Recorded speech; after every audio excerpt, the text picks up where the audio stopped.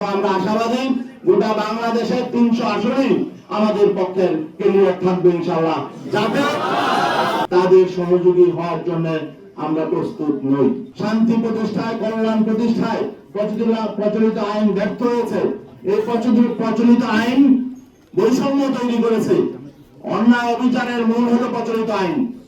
অতএব আমরা তো সবসময় বলে আসছি, প্রচলিত আইন পরিবর্তন করে সেখানে আল্লাহর যে আইন এবং ইসলামের সমান আইন, যেটা সকলের জন্য সমান এবং ধর্মবর্ণ নির্বিশেষে সকলের অধিকার প্রতিষ্ঠা করবে, আমরা তো সেই আইন প্রতিষ্ঠার জন্য আন্দোলন করি।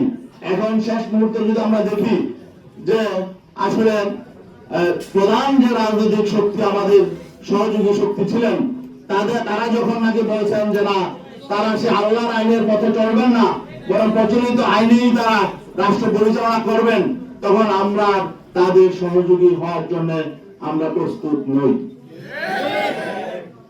এই জন্য আমরা মনে করছি এটা আমাদের ইসলামপন্থী শক্তির সামনে আমাদের তুলে ধরা দরকার।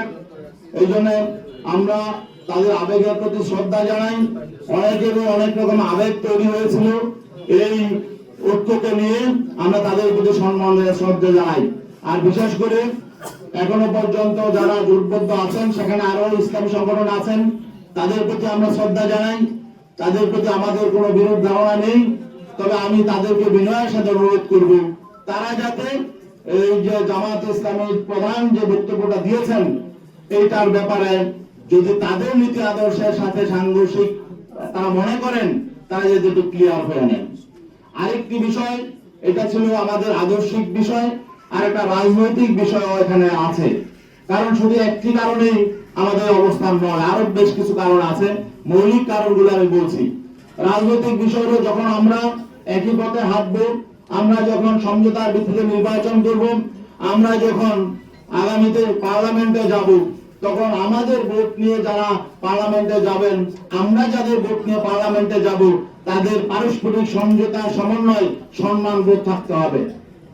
জামাত ইসলামী সম্মানিত আমির ডাক্তার শফিকুর রহমান, তিনি বিএনপি প্রধান জনাব তারেক রহমানের সাথে সাক্ষাৎ শেষে তিনি স্পষ্ট করে বলেছেন যে তারা জাতীয় সরকার নির্বাচন পরবর্তী জাতীয় সরকার, বিএনপির সঙ্গে জাতীয় সরকার গঠন করবেন এবং বেগম খালেদা জিয়া যে ঐক্যের পাঠাতন তৈরি করে গেছেন, সেই ঐক্যের পাঠাতনে দাঁড়িয়ে আগামী দিনে রাষ্ট্র পরিচালনা করবেন।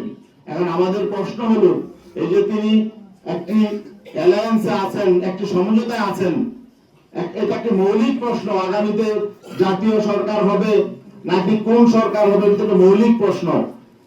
যেহেতু আমরা এদের প্রতিদ্বন্দ্বী, একটি প্রতিদ্বন্দ্বী শক্তির সাথে গিয়ে উনি নিজে ঘোষণা দিয়ে আসলেন তিনি জাতীয় সরকার করবেন, তাদের ঐক্যের পাঠাতনে দাঁড়িয়ে রাষ্ট্র পরিচালনা করবেন, তাহলে এখানে আমাদের সাথে তো বিষয়টা তিনি ডিসকাস করেন নাই, অন্যান্য শরীকদের সাথে তিনি এককভাবে ঘোষণাটা দিয়ে আসলেন।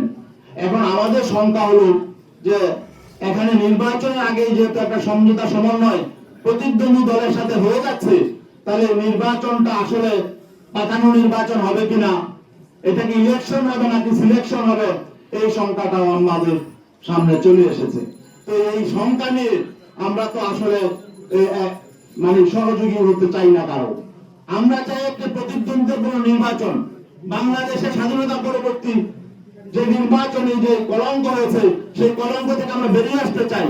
আর আমরা এমন সমঝোতার নির্বাচন, নিজেদের মধ্যে ভাগাভাগির নির্বাচন এবং সিলেকশনের নির্বাচন, এটা আমরা চাই নাই, মানুষ এটা চায় না, কিন্তু আমরা সেই আশঙ্কা করছি।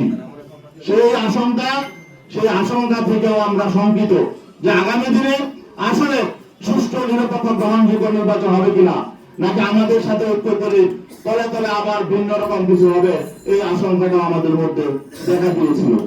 তো এই জন্য আসলে আমরা মনে করছি এগুলো জনগণের সামনে প্রকাশ করা দরকার। জনগণও বুঝতে পারছে, উপলব্ধি করছে।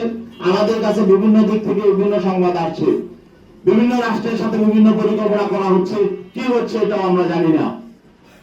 এখন বিশ্বস্ত, এখানে সমঝোতা সমন্বয় হতে হলে, ঐক্য হতে হলে পারস্পরিক শ্রদ্ধা, বিশ্বাস, আস্থা লাগে।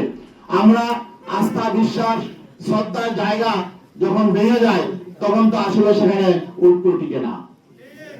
এই জন্য আমি ইসলামী আন্দোলন বাংলাদেশের মোহতারাম আমিরের পক্ষ থেকে আদিষ্ট হয়ে আজকে আপনাদের সামনে এই কথাগুলো বললাম। আপনাদের যদি আরো কোনো ব্যাপারে কোনো প্রশ্ন থাকে, 268 আসনে ক্যান্ডিডেট আছে আর 32টা আসন এখনো ফাঁকা আছে। এই 32 আসনেও আমরা সমর্থন দিব।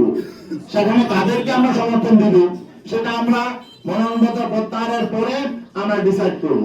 আমাদের নীতি আদর্শ এবং লক্ষ্যের সাথে যাদের মিল হবে তাদের সাথে সহযোগ্য ক্যান্ডিডেট তাদেরকে আমরা ইনশাআল্লাহ সমর্থন দিব এবং আমরা আশাবাদী গোটা বাংলাদেশের 300 আসনেই আমাদের পক্ষের ক্যান্ডিডেট থাকবে ইনশাআল্লাহ।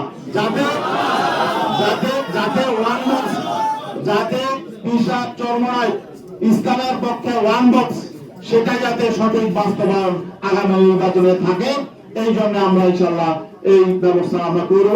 সবাইকে ধন্যবাদ। 268 আসনে ক্যান্ডিডেট আছে আর 32টা আসন এখনো ফাঁকা আছে। এই 32 আসনেও আমরা সমর্থন দিব।